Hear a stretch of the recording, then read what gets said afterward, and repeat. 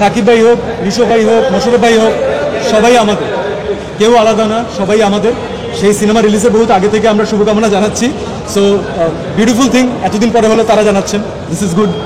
সম্মিলিতভাবে আমাদের চেষ্টা তখনই সার্থক হয় যখন তাদের ফাইনাল ইমোশনটা আমরা দেখি, এবং সেটা যদি কান্নার মাধ্যমে আসে, সেটা যদি ভালোবাসার মাধ্যমে আসে, সেটা আশীর্বাদের মতো। তো তারা যারা জড়িয়ে ধরছেন, যারা থ্যাংক ইউ বলছেন, যারা বলছেন যে তাদের প্রিয় মানুষটার কথা মনে পড়ছে, we are really blessed, we are grateful. আমরা যেটা ভেবে, আমরা যেটা অনুভব করে কাজটা করেছি, আপনারা ঠিক ওই একই জায়গাতেই, একই সুতোতেই আপনারা গাঁথা। তো যারা এখনও দেখেনি তাদের জন্য কোনো স্পয়লার দিতে চাই না, আপনারা আসুন, দেখুন। আশা করি আপনাদের ভালো লাগবে। যারা কাউকে না কাউকে ভালোবাসেন, যারা বাবা মাকে ভালোবাসে, সন্তান, অনেক বাচ্চা আজকে দেখেছি, অনেক প্যারেন্টস আমাকে বলেছে যে এটা আমার সন্তানের সিনেমা হলে দেখা প্রথম সিনেমা, কারণ সন্তান আসলে কোলে, এর আগে চাইলেও সিনেমা দেখা সম্ভব না। আমরা অ্যাজ এ টিম, সিনেমা ভালো খারাপ অনেক কিছু তো অনেক পরের হিসাব, কিন্তু একটা বাচ্চার প্রথম সিনেমা হয়ে থাকা, এটা যে কোনো টিমের জন্য একটা অনেক বড় আশীর্বাদ, অনেক বড় blessing. So thank you so much, আপনারা যে আপনার ফ্যামিলি মেম্বারদেরকে নিয়ে আসছেন। আমরা কোনো মানুষের ভালো লেগেছে, আমরা চাই না যে কোনো লেবু চাপ দিয়ে আমরা তিক্ততা আনি। যাদের ভালো লেগেছে তাদেরকে এই সিনেমার গল্প, এই প্লটেই তাদের ভালোটা লাগাটা থাকুক। আপনারা অনেকে জানেন, অনেকে জানেন না এখনও, যে আমাদের ফিল্ম রিলিজের আগে আমরা আমাদের দেশের বাইরে দেখানো প্রদর্শনের জন্য আমরা চুক্তিবদ্ধ।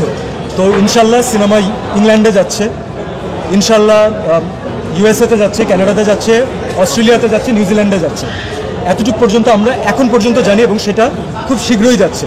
এবং যেরকমভাবে ভালোবাসা আপনারা দিয়েছেন, তাতে আশা করি যারা আমাদের ভাই বোন, আমাদের রিলেটিভস, আমাদের সিনেমা পছন্দ করা মানুষ যারা দেশের বাইরে থাকেন কিন্তু সিনেমা দেখার সুযোগ পান না, তারাও অনেক আগ্রহ প্রকাশ করছেন। আশা করি আমরা তাদেরকে খুব শীঘ্রই জঙ্গলি দেখাতে পারবো। Thank you so much for the question, but the problem is I am not a policy maker. This is a question for the policy makers. এবং অনেক আন্দোলনের মাধ্যমে, অনেক কিছুর মাধ্যমে অনেক কাবিল মানুষজন তাদের জায়গায় বসেছেন। তো সেটার নামে তারা তাদের যোগ্যতাটা প্রমাণ না করে তাদের কাজের যোগ্যতাটা প্রমাণ করবেন, আমি সেটাই আশা করি। এখানে একটা ফ্যামিলি ফিল্ম বানিয়েছি, এখানে কিন্তু বাচ্চাদের জন্য সিনেমাটা, এটা কিন্তু ফ্যামিলির জন্য সিনেমা।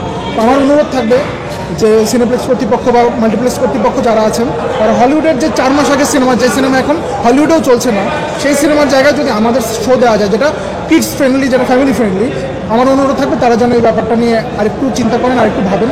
এটা আমাদের পক্ষ থেকে, জঙ্গলি টিমের পক্ষ থেকে একটা অনুরোধ থাকবে। আলহামদুলিল্লাহ, আমি অনেক কৃতজ্ঞ আমার দর্শকদের প্রতি, যে তারা আসলে এত বছর পরে আমার সিনেমা আসলে ঈদ, এবং তারা আমার মনে হয় সেমভাবেই তারা আসলে অ্যাকসেপ্ট করেছে। তারা ওই আমেজটাই রেখেছে, ওই কথাটাই বলছে, অনেক বছর পর দিদিকে দেখছি। এবং মানে পুরো শেষ হওয়ার পর, একটা ভিন্নভাবে শেষ হওয়ার পর তারা প্রথম দিকে মনে রেখে আমার নামটা যখন বলছে, ক্যারেক্টারটা যখন বলছে, আমার তো মনে হয় এটাই শুভকামনা জানিয়েছি। ভাইয়া এতদিন পরে কেন বললেন? আমি তো সেই সিনেমা রিলিজের আগে থেকে সবাইকে শুভকামনা দিচ্ছি। তো এতদিন সময় কেন লাগছে একটা সিনেমাকে শুভকামনা জানাতে?